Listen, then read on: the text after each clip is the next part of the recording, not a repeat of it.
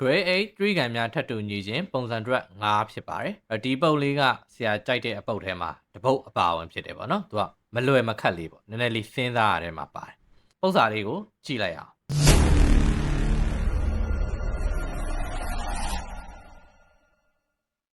3ကန် ABC တွင် D သည် BC ရဲ့အလယ်အမှတ်ဖြစ်တယ်တဲ့။အဲ့တော့3ကန် ABC မှာ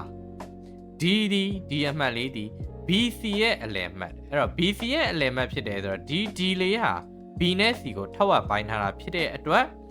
BD နဲ့ DC နဲ့တူတယ်ပေါ့ဒီမှအနာ AB နဲ့ AC ပေါ်သို့ဆွဲသောဒေါင်းမှန်မြင်နှစ်ခုဒီမှ AB နဲ့ AC ပေါ်ကို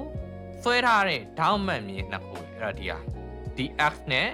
DY နဲ့ပေါ့နော်အဲ့ဒါကဒေါင်းမှန်မြင်ဖြစ်တဲ့အတွက်ဒီဒေါင်းတွေဟာဒေါင်းမှန်ဖြစ်တယ်90 degree ရှိမယ်။ဒေါင်းမှန်မြင်နှစ်ခုတို့အလျားများတူညီနေလျင်ဆိုတော့ dx နဲ့ dy နဲ့အလျားတူတယ်တဲ့။3ကန် ABC သည်နှစ်နားညီ3ကန်ဖြစ်မှဖြစ်စစ်ဆေးပါ။အဲ့တော့ဒီ3ကန်ကြီး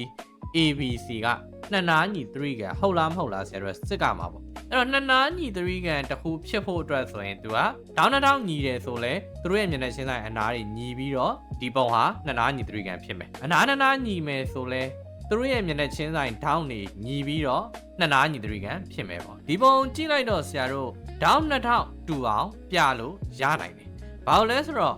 3ကန် BDS နဲ့3ကန် DCY သာထပ်တူညီမယ်ဆိုလို့ရှိရင်အဲ့ဒီ3ကန်နှစ်ခုရဲ့ဒေါင်း2000ဖြစ်တဲ့ဒေါင်း B နဲ့ဒေါင်း C ညီမယ်ဒေါင်း B နဲ့ဒေါင်း C သာညီွားလို့ရှိရင်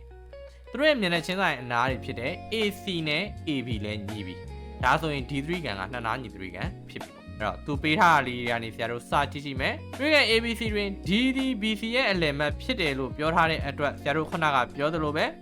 D ဟာ BC ကိုထောက်ဝပိုင်းထားတာဖြစ်တဲ့အတွက် BD equal to DC ဖြစ်လိမ့်မယ်ဘာလို့လဲဆိုတော့ D ဟာ BC ရဲ့အလယ်မှတ်မို့လို့ဒီမှအနာ AB နဲ့ AC ပေါ်သို့ဆွဲသောဒေါင်းမှန်မြင်နှစ်ခုတို့၏အလျားများတူညီမယ်ဒီကနေပြီးတော့ AB နဲ့ AC ပေါ်ကိုဆွဲထားတဲ့ဒေါင်းမှန်မြင်နှစ်ခုက DX နဲ့ DY နဲ့ဒါဆိုရင် DX နဲ့ DY နဲ့ကတူတယ်ပေါ့ဒါကပေးထားတာမို့လို့ပေးချက်ဒေါင်းမှန်မြင်လို့ပြောထားတဲ့အတွက် BSD နဲ့ DYC ကဒေါင်းမှန်နေဖြစ်တယ်ဒါကြောင့်မလို့ဒေါင်းမှန်အချင်းချင်းတူတယ်ဒေါင်း BSD equal to ဒေါင်း DYC အဲ့တော့ BD နဲ့ DC ဆိုတာကဒေါင်းမှန်ကန်အနားတွေဒေါင်းမှန်ကန်အနားနဲ့ကြံအနားထပ်တူညီခြင်းနဲ့ဒီ3ကန်နှစ်ခုကထပ်တူညီွားပြီဒါကြောင့်မလို့3ကန် SPD နဲ့3ကန် YCD ထပ်တူညီွားပြီမာနာနာထပ်တူညီခြင်းနဲ့ထပ်တူညီပြီအဲ့တော့ဒီ3ကန်နှစ်ခုထပ်တူညီွားလို့ရှိရင်အဲ့3ကန်နှစ်ခုမှာရှိနေတဲ့အနာအတီးတီးဒေါင်းအတီးတီးဟာလည်းတူပြီပေါ့